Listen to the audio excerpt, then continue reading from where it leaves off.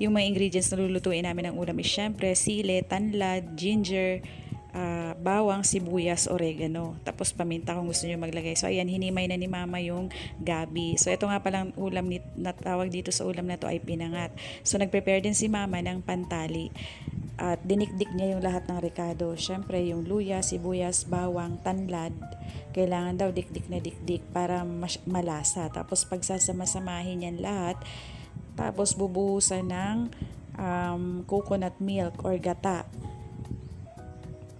And then sa ni mama sinunod yung oregano at nagdagdag ulit siya ng sibuyas. Tapos naglagay ng asin, mga 1 tablespoon or 1/2 tablespoon ng asin. Tapos tinapa lang yung pampalasa dito. So simple lang naman yung ingredients nito pero Diyos ko napakahirap nitong i-prepare. So nagdagdag ng konting alamang, yung kawali nilagyan ni mama ng young coconut leaves para hindi daw sunog. Tapos yung mga stems ng taro or gabi is sa ilalim din. So ayan, ganyan yung paglagay ni mama ng gata, tapos yung pinaghalo-halong tinapa, tapos yung mga dinikdik na rekado. Kailangan itatali yan para hindi matapon yung gata sa loob. At pagkatapos yan, pag natali na lahat ng pinangat, bubuhusan pa yan ng gata.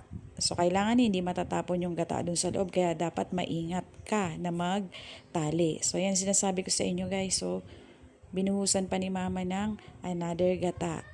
So, napakasarap nitong ulam. Ito yung paborito dito sa lugar namin na ulam. Tinakpan na lang namin ng daon ng saging kasi sa kawali namin ginawa. Dapat kaldero to. So, nang maluto na, syempre nag-enjoy ako. Sobrang sarap talaga nito. Ito yung paborito kong ulam.